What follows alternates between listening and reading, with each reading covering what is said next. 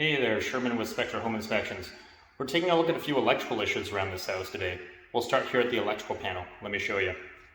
So this is the electrical panel with its cover removed. It's an older panel made by a company called Federal Pacific Electric. It's a stab lock breaker panel.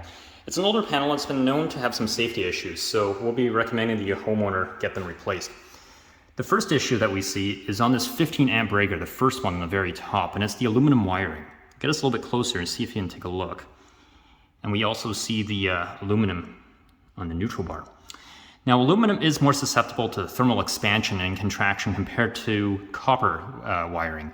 And that occurs every single time that circuit turns on and off. So whatever is plugged into that circuit, every time it cycles on and off, that wiring expands and contracts. And over time, that works its way loose from the breaker connection.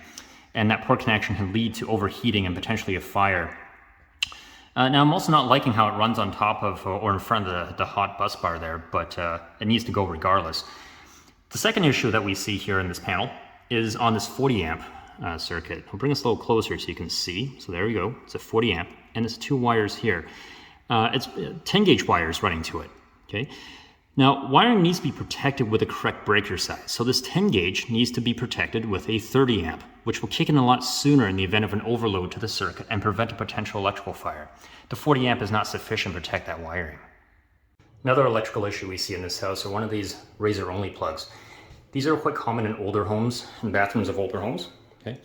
And as their namesake goes, they're only good for low power applications such as, well, razors.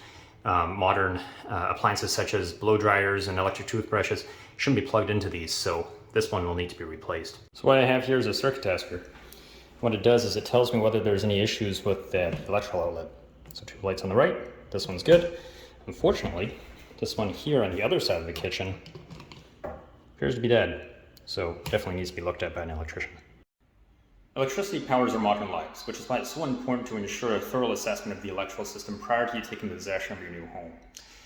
Thanks for watching, check out our other videos, and have yourself a great day.